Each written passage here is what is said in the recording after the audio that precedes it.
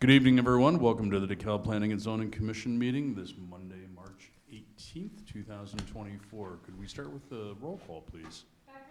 Here. O'Flaherty? Here. Graham? Here. Stoker? Here. Wright? McMahon? Here. Chair Maxwell? Here. 6 present. Thank you very much. We'll move to the approval of the agenda if there are any additions or deletions. If not, I will ask for a motion to approve. I move to approve as submitted. Moved by O'Flaherty. May I have a second, please? I'll second. Seconded by McMahon. All in favor say aye. Aye. All opposed, same sign. Move to the approval of the minutes from March 4th, 2024. Again, if there are any additions or deletions. If not, I will ask for a motion to approve. So moved. Moved by Becker. May I have a second? Second, Stoker. Seconded by Stoker. All in favor say aye. Aye. Aye. This is the public participation portion of the meeting. If there's anyone that has anything they would like to speak to that is not on the agenda, you may step forward now. If not, we will move on to new business. We have no hearings tonight, but we have the review of a concept plan, a request by Pure Sky Energy for review of a concept plan, sketch plan for construction of a 5 megawatt ground mounted solar energy system / solar farm on Route 38, on 38 acres of the southwest corner of Route 38 and John Huber Parkway. I believe we have a presentation. If you could step forward and state your name.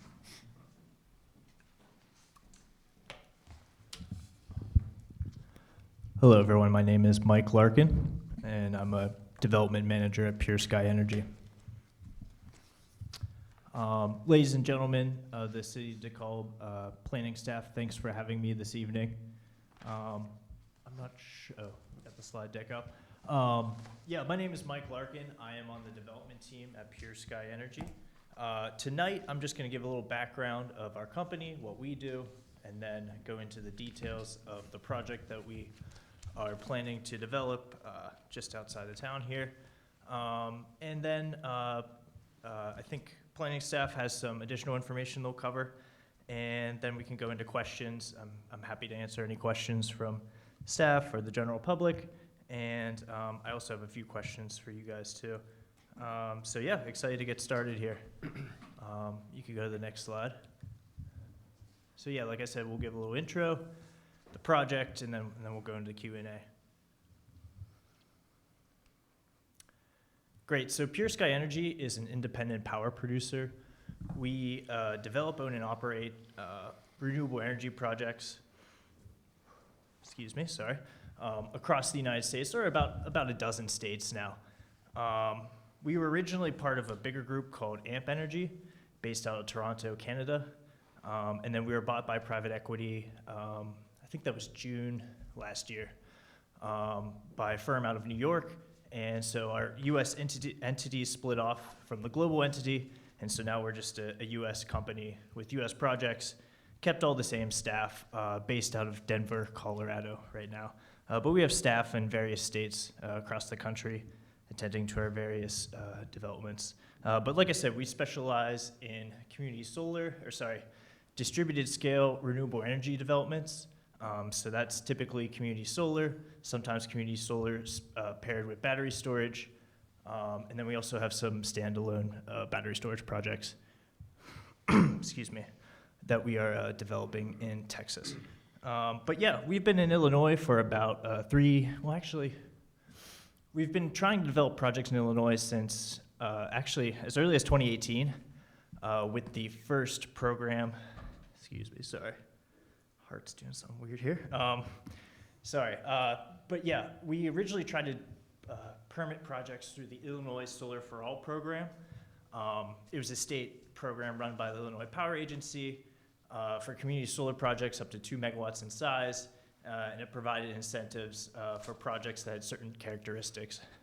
But anyway, today, the IPA has passed the Long-Term Renewable Resource Procurement Plan back in, 2022, and that kind of renewed our development effort here in the state for community solar projects. So we are targeting, it's called the Traditional Community Solar Program within the Adjustable Block Program, which they've renamed to Illinois Shines. But anyway, it's through the Illinois Power Agency, and our goal is to qualify this project for that program. assuming that, we have a path to permit and such, and can get interconnected to the grid. So that's kind of a background of our company. And you can go to the next slide. Excuse me. Sorry, I thought I had a little community solar slide here, but community solar basically, this type of project would probably be able to service anywhere from like 3 to 4,000 residences, average Illinois residences with its power, with its yearly generation. So we'll be looking for subscribers to the project. This would be ComEd ratepayers. Anyone who is a ComEd customer would be eligible to become a subscriber.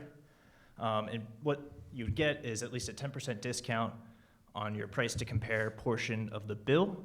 The transmission charge stays the same, but on that portion, there'd be at least a 10% discount because you'd be receiving credits from the community solar farm as it produces.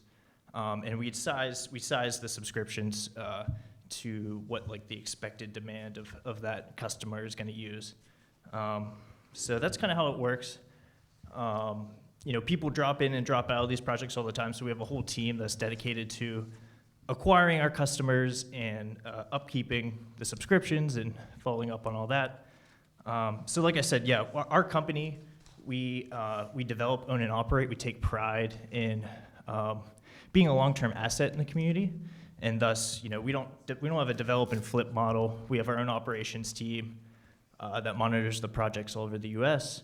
And so, yeah, we'd plan to keep this project for the long term and operate it ourselves. And so you can be assured that, you'll be working with Pure Sky through the entire process. These things typically operate from anywhere from 20 to 40 years. So, yeah, we would plan to be the long-term operator through its lifetime. So here's the parcel that we are proposing to site this project. You could see we're like catty-cornered on the very edge of the established boundaries of the city of DeKalb. Yep, thank you, Dan. And it's a pretty open field. I believe either corn or soybeans is grown here every year. We have a lease option with the landowner. If we were to advance the building permit construction, then we would execute our lease agreement with the landowner, and thus the at least 20-year period would start of operation where we pay them the lease payments. So that's how that works. That's how we got site control. And I'm sorry, I'm not exactly sure what else we have on here. Yep, so it's about 30 acres inside the fence. It would be about a 5 megawatt AC, 6.6 megawatt DC array.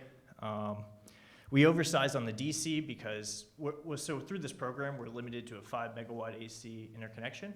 So we can only put 5 megawatts onto the grid at any given time. So we oversize them slightly to optimize production, basically able to put out that maximum 5 megawatts for a longer period of the day, even when you don't have optimal sun.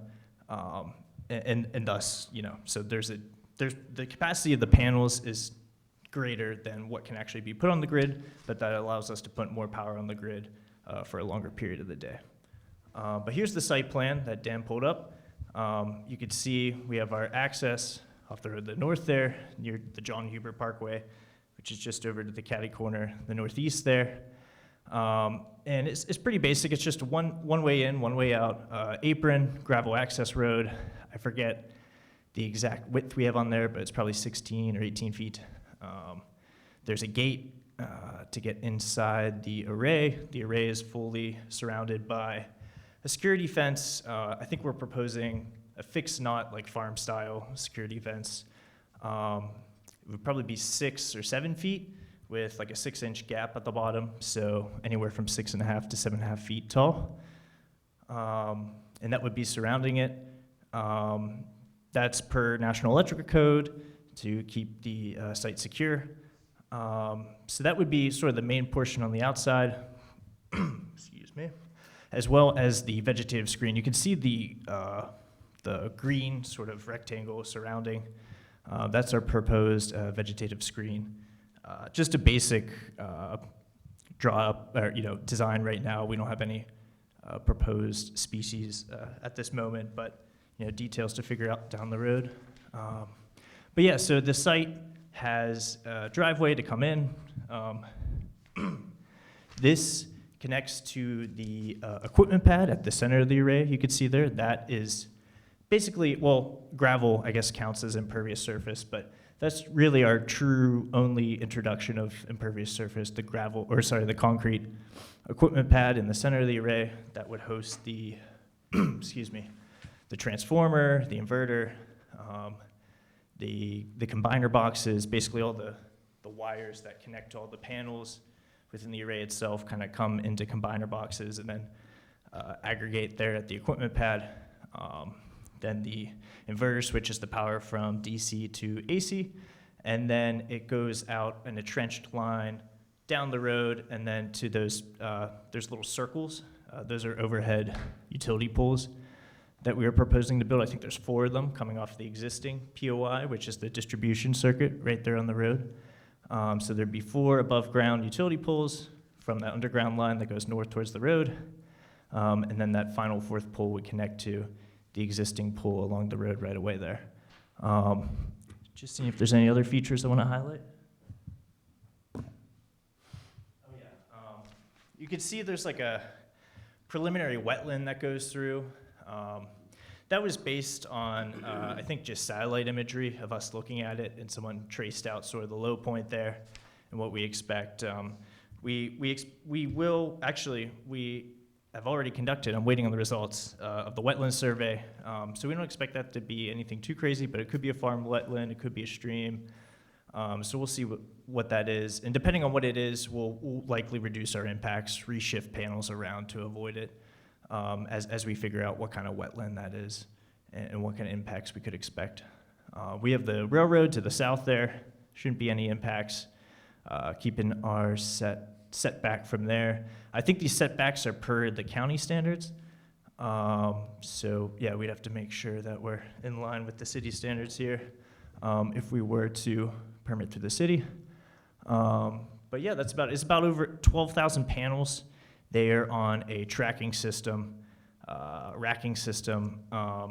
that tilts them, and they'll be tilted toward the east in the morning and track the sun and tilt toward the west in the evening, and then flip back over the next morning. This helps us optimize, our capture of irradiance and electrical production. And yeah, so all those tables are oriented north to south, and they all spin from east to west. There is a tenant farmer here.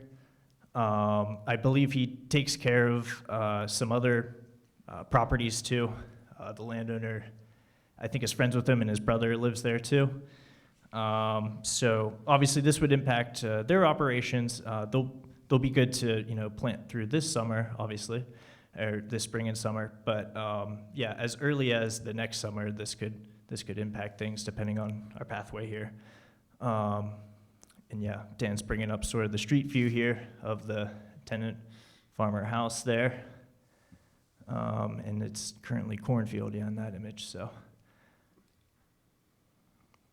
Great, yeah, and then we got some feedback from the county engineers here.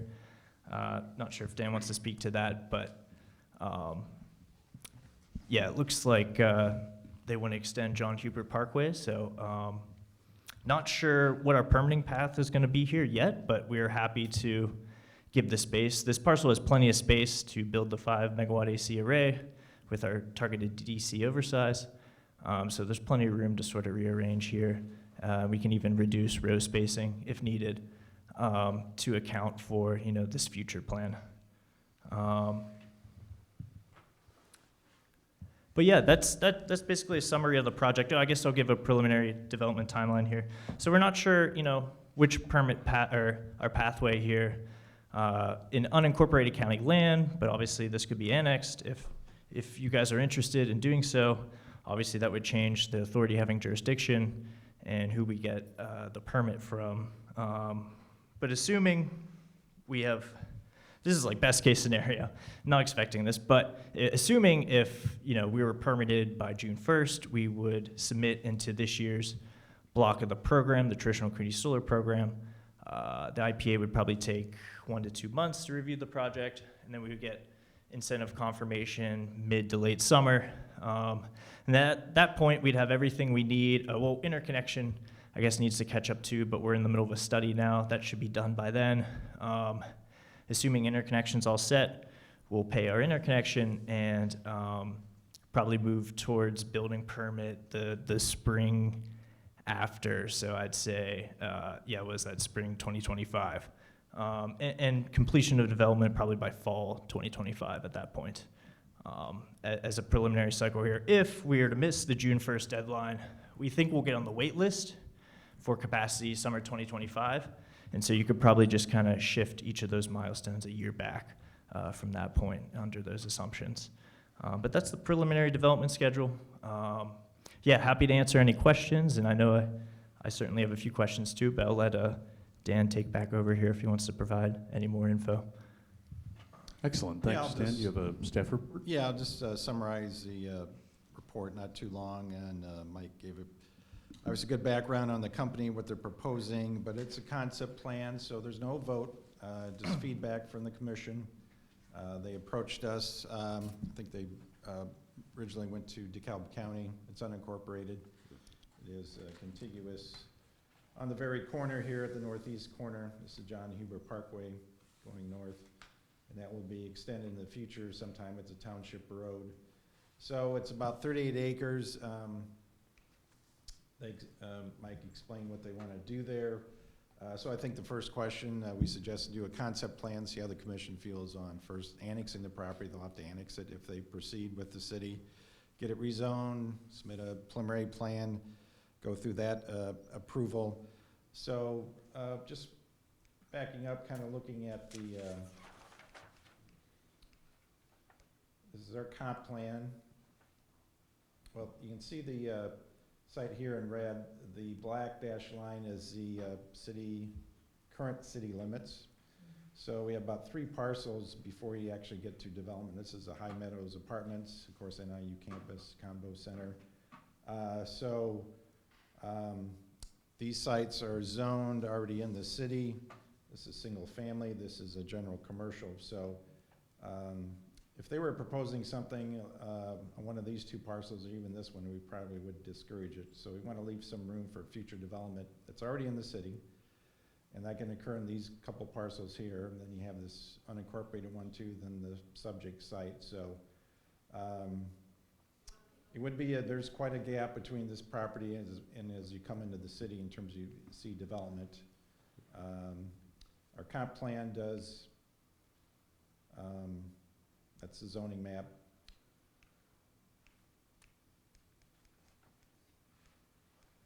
Comp plan shows ag, of course, for the site. That's the, I guess, light greenish tan. This is NIU. This is reflecting the zoning. That's a higher density residential and commercial. So you require ag, and most solar farms, going into the county are in ag land, and they're pretty adaptable. Once the lease is up, going back to ag land, there's really not much disruption on it in terms of what the infrastructure they put in. There's no sewer or water, so it just poles in the ground and some utilities. So going back to agriculture is, fairly not a really big impact on the property itself. So we do have a few standards for solar farms. There's only one currently in the city. That's down at Gurler Road and near First Street. That was approved a few years back and completed last year. There's another one not built yet, but approved, that's actually on airport property on Pleasant Street. The city approved special use for. It'll be starting, I think, this year. There's nothing there now. That's both of those are somewhat slimmer in size. One on Gurler Road is 23 acres, 4 megawatt. Pleasant Street's 49 acres, 5 megawatt. This is 38 acres and a 5 megawatt project. So we do have some minimal standards for solar farms. We have a 50-foot buffer around the perimeter of the site that's required. It's 100, I think, if it's next to residential zoning, which is really not here. It's all ag zoning. So they meet that certainly on their site plan. regarding we did send it to the DeKalb County Highway Department and DeKalb Township. So John Huber Parkway, which ends here, goes north and circles back east to Bethany Road, is planned to be extended in the future down to Fairview. So the county engineer marked up this plan in red, shows the area of possible dedication of right-of-way once they do that road. So a little bit here, and then a little bit larger piece due to the fact that the UP railroad line here, there'll be an overpass there, so they need a little more space to get the widening of the road and the infrastructure in to get over the railroad when they do that. I didn't really get an exact date when that's gonna occur, that extension. I think you can put in the 5 to 10, probably the latter part of that 10 years before that occurs. But if they come into the city, this project, we would address that in the annexation agreement in terms of them providing that land when that occurs. So that's about it. We did do a cursory mailing to the surrounding property owners. We didn't have any written comments, but we did do a mailing to surrounding owners just to inform them. They could comment if they wish to do so. So again, this looking from the commission, no vote, just feedback would be appreciated for the applicant so they can decide to proceed in the county or through the city. But I think the county's kind of pushing particular projects that are contiguous to the city to come to the city. And the county, I know there's a state law, the counties are in Illinois have a standard setbacks throughout the whole state for those, so a county can't make them more strict. They thought they'd approach the city and get some feedback if we wanted to have them go ahead with the project in the city. So. Okay. Thank you, Dan. Normally, we would go to the public if there's any questions. If there are not, since this is not a hearing, I'll simply transition over to the commission and see what questions we have. So, right off the bat, the one question I have, because there was where it was zoned, I think you said single-family residential, and then there seemed to be another parcel, and then the parcel. Would it be everything? Would you, or just that? No, this in red, there you can see the boundary of the So, project. It goes a little bit further to the west. I couldn't fit it on the Okay, map so but we here. would not annex that other parcel? No, this is not part of it at all. That parcel is city. No. This is No. incorporated right here. Only the stuff in color that is colored. Okay, so, So it would be kind of an orphan off the corner. Yeah, here's a site here. You have another but we would have to annex unincorporated that piece. property also. If somebody were to ask for it in the future. Okay, I don't think that's being asked for right now. Yeah, the requirement is not that we annex both, just that piece of property, Just correct? the property in red is up for, that's the issue tonight, so. okay. But there's And another it's piece unincorporated until you hit the city boundary, then you have two pieces that are in the city and already zoned residential and commercial here. Okay. So we thought that any future development west, there hasn't been any beyond the NIU campus at all on the south side, so, but if that does develop, we want that vacant or ag land and already in the city and not some solar farm over in this area. So, but this is further out, contiguous. So we encourage them to, come to the commission and get some feedback. Sure. on that. Sure. How many, and again, excuse my naivete when it comes to electric, but how many houses would this potentially serve? I thought you mentioned it. Yeah, and sorry, I might have this wrong, but right now I believe it's anywhere from 4,000 to 5,000 residences that this could service. Okay, and then you said, again, just as an option, the delivery charge will still be there, but as an option, this is available to residents here if they were to sign up for it, correct? Correct. Yeah. Any ComEd ratepayer, and if it is the city's request, then we do have our own, like I said, offtake and subscription team, and we typically target certain areas. And so if you wanted us to give sort of first dibs to residents of the city to call, then we would be happy to do that. But yeah, eventually we'll need, like I said, about 5,000 households. I think we can do 40% corporate and industry, like anchor tenant, like a factory or something like that with this program. So obviously that would probably cut the amount of households in half. So that might be an option we might look to use here. But yeah, at least half of the power this array produces will be provided to residences. Do solar farms like this have a lifespan, or is it just, and goes on forever? Yeah, the panels, they have a 25-year warranty typically, and that assumes like a 0.5% degradation rate year over year. So at the end of 25 years, I think I don't quite have the math, but you're about, still in the high 80s in terms of when it was brand new, percentage of power that it could produce. So that's part of why we oversize them too, is as the panels degrade through time, we can still produce at our maximum capacity.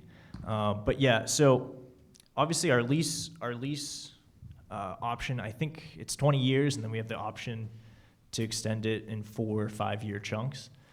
So it could be up to 40 years. And likely, coming 20, 25 years towards the end of the warranty, we'd probably revisit the lease, see what the terms are, see what it would take to extend it, see what the market is for panels, see what electricity rates are at, and then see if it makes sense to even re-energize, repower the array and remove the old modules and put in the new ones. Obviously, that's a while down the road, and so I don't have any certainties on whether we'd do that or not. But these sites are pretty low impact too. I mean, we'd have the full, obviously, decommissioning plan figured out by the time we get to permit and some sort of surety or financial instrument established. So in the event that we were to completely abandon it, there would be funds available to take care of that. That being said, we plan to be the long-term owner and operator, and I don't think we'll ever abandon one of our projects, as we'd like to decom it ourselves. But obviously, those assurances will be in place for those situations down the road. So yeah, like I said, probably minimum 20 years. This program, actually with the IPA, is for a rec that spans over 20 years. So yeah, it would be at least 20 years. But yeah, it could easily be extended if the site was repowered. How many projects have you completed? In the U.S. or Illinois, or both? C, all of the above. In the U.S., we have, I think, about 18 operating projects now. That's New York, Massachusetts, New Mexico, and I'm missing one there, maybe Maryland. And then we're developing in several more, including Illinois. Like I said, we've been trying to develop since 2018, but the program didn't quite fit back then. Now it's a pretty juicy program. There's a ton of capacity. There's a ton of projects getting awarded. We do have other projects awarded that are basically starting construction late summer. One in McHenry County, one in McLean County. So those two are furthest along right now that are just about to start construction end of this summer. But yeah, haven't actually built any projects in Illinois yet. That being said, too, we do M&A stuff too, and we are pretty close, or we are looking at a portfolio of projects to buy from another developer to be the long-term owner and operator, and those projects are near complete. So we didn't build them ourselves, those ones, if we do end up buying them, but I guess those potentially could be our first sort of operational projects here if that goes through in the state. Oh, and just for the edification of the people that are watching or listening, how long for a decommission plan on something like this? I mean, I'm guessing this is probably removed within a matter of a couple of weeks if it were declined. Yeah, a couple of weeks at most. You'll see in our, when we get to that step, the estimate, we assume, some overhead rate for the contractor, and obviously beyond the labor and transport of getting rid of all the materials and moving them out. But yeah, I think I'd have to look at our latest plan, but yeah, it's typically a couple weeks, and they basically remove all the panels off the racking, like pull up the poles out of the ground, their I-beams, remove the fence and truck everything out. Okay. And that decommissioning plan is a requirement in our UDO. Yeah. No, I've heard, for some of the people that are opposing this, I've heard several times that we're destroying farmland, which is not the case. And I just want to make sure that people understand that. I mean, this is, as renewable energy goes, being able to simply pull it out of the ground and refarm it again seems like a wonderful idea to me. Better than concrete or something. Mm-hmm. Yeah. You said you have bushes going around though, that's gonna be hiding the panels more so, or, cause I've seen them around town and they're pretty obvious. Correct, yeah, that green rectangle around, that's our proposed vegetative screen. We really haven't put much thought into it yet, other than, that's the location. But in terms of species selection, things like that, haven't gotten into that yet. That being said, that is one of my questions, whether the city has preferred species of shrub and tree for such type of screenings. I guess shade We have trees would be landscape out of the screening question. requirements. Yeah, and I think particularly along Route 38, we'd like to see probably a little additional plantings, And higher okay, yeah. that was my question. height. berming or higher Stephanie, could you just trees. note for the record that Mr. Becker needs to leave? Take off. Thank you. Thanks. I'll extend best wishes as the project moves forward. Steve, don't forget your jacket. No, no problem. Steve, Sprinkle it. jacket. Yeah. Steve. Oh, my coat, yeah, don't worry about that. Thank you.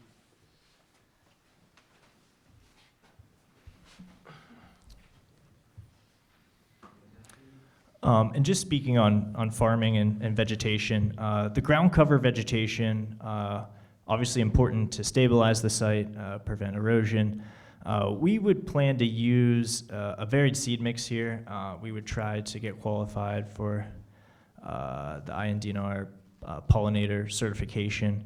So that requires a certain density of pollinator species to be used in your seed mix for the ground cover. And then also we're planning to use agrivoltaics, sheep grazing. We kind of have it's called a fuzz and buzz seed mix. We've been working with a firm called United Agrivoltaics on some other projects, but we haven't worked out the details on this one yet, but we plan to employ those methods with this project. And it's basically both, kind of the best of both worlds, pollinators, the taller growth pollinators sort of on the outside, so they don't really have as much effect on the shading, the array itself, and in the corridors too. But then in between and under the panels would be like a lower growth, more sheep, edible, friendly mix, some lower growth pollinators, but like more fescules and stuff. And the plan would be to, once that's sort of fully established, we'd probably have 2 or 3 mobilizations per warm season of sheep coming in and kind of being sectioned off to one area of the array, working through it, and then moving to another section and working through the vegetation there. So like I said, it's a pretty low impact development. Once it's decommissioned and ripped out of the ground, I mean, the soil should be fertile and have laid fallow there for, 20 to 40 years, whatever the operation is. So it can easily go back into farming if that is the intention. But yeah, anyway. Any other comments, questions? No. Okay, thank you for the presentation. We appreciate it. You're welcome. We'll move to staff reports. Yeah, just quickly, next meeting, April 1. We do have one hearing, variance on a fence on Rolfe Road, 365 Rolfe Road. The last council meeting, they approved the zoning map. Annual update is required. A zoning map, copies on your desk with the summary of all the changes over the last year. And they also voted on the villas at Bridges of River Mist, which went through the commission. They did approve that in first and second reading. We did have about a half dozen or so people speak in favor of the project and a couple against that were at our commission hearing. So they approved that first and second reading and also included the commission's motion to have no gates, no gated entries, so 2 full access points. So their next step would be a final plan, final plat that would have to come back in for staff review, come to the commission and onto the council. So I think he's indicated his schedule would be those types of approvals this year and start improvements on the site in 2025, early part of 2025. So, Excellent. and then if you've heard already, Stephanie started a new position as a records supervisor in our police department. So congratulations on her. Congratulations. She will be, I think, doing our minutes the next meeting too, and then we'll be done as she's helping out when we transition for bringing somebody into that new position. So. You will be missed dearly. Yeah. Yeah. Or watch us on TV. You can be one of all 4 people. Well, when the fall, when the budget discussions are here, we're at the police department Yeah. annually. Yeah. Should be close absolutely. by. Okay. That's all, thanks. All right, anyone else have anything they'd like to add? If not, without Mr. Becker here in fear of contradiction, I will ask for a motion to adjourn. Did you have something you wanted to add? You were in I had a couple questions. Oh, I'm sorry. Oh, sorry. Yeah, that's fine. I just No, please. interrupt the other. Oh. Yeah, no, please step back up. So yeah, I was looking through the decommission. I was wondering if there's like a standard for decommissioning of these type of projects. If there's a certain type of financial instrument like surety, or if you require cash escrow. Yeah, just like the typical vehicle for the decommissioning. It's in our UDO, I don't have the section, but we can discuss that. Okay. in a different time. Great. Yeah, and then just wanted to ask, I guess you guys are gonna, have a discussion and see if annexation it would be preferable to the city here, but do you have any idea when you think you might get back to us on the city's decision? Well, we'll be discussing, they had the feedback tonight, and what I heard was they're generally in favor of it. I didn't hear anybody would have against it, so. Okay, We'll talk we'll have discussions with you and your team on processes regarding annexation and zoning. Probably set up a meeting or something, so we'll discuss that this week. excellent. Yeah, and I was gonna ask, like, for the annexation itself, I assume that has to happen before, any sort of permit activity, submitting for permit, right? Absolutely, yeah. Okay, certainly. And then the landowner was curious if it is annexed, will that residence, will it be hooked up to city sewer and water? No, we'll have to provide that in the agreement, but he's so far away, I don't think that wouldn't be required. But that's something we discuss with staff and more of the details of the specifics of the project, so. Understood. Okay. The commission level is just more of a general indication, yes, this seems to meet our comp plan, we'd be in favor of annexing it, but we'll get into details when you kind of meet with your team. Great. And then I was having trouble discerning the height constraint. I think there's a commercial, industrial, residential. I didn't see an ag area height constraint. We don't have ag zoning, it's just an Okay. indication of our comp plan. Okay, But again, that's something we can further discuss, yeah. got Were it. there specifications made or a general set of guidelines that we had done when we voted on this the last couple of times? I mean, in Yeah, I terms of, think there's, there was a plan development for the one on Gerler, the one on Pleasant was a special use. I think there's a 14-foot high, there's a max height for any panel, Yeah. we have. In an annexation agreement, you can pretty much come up with any standard you like, as long as you don't violate some other state regulation or something, so. sure. But that can be worked out in discussions, and that'll be brought forward when they do actually apply and have a plan, Mhm. and their development standards are discussed. That will be presented to the commission at the hearing. Got it. So the standards would be like decided within the annexation agreement? Like those terms would be Yes. all in there? Yeah. Okay, understood. Cool. You don't have crazy high panels, do you? Crazy what? High High. panels? Oh, hi. Well, that's why I asked, because, I don't know, we expect at max tilt, like, very end of the day, where it's facing the sun on the horizon, the higher end to be up to 15 feet. So I know, some of the restrictions, I think were set at 10 or 12 feet. So that was one concern. So these single axis trackers, like I said, they tilt, and so at the max tilt, probably 60 degrees. I think the one we already have in the city is probably the height you're thinking of too, so. Okay. I don't see an issue there. But. Great. No, I think that's all I got. Thank you all for your time. Thank you for the presentation. We appreciate it. You're welcome. Okay. Round 2. Do we have a motion on the, Do we have a motion to, do we have one already? No. no, To adjourn? No. Okay. I move to adjourn. voted by O'Flaherty? May I have a second, please? I second. Seconded by Pena Graham. All in favor say aye. Aye. All opposed, same sign. Thank you very much.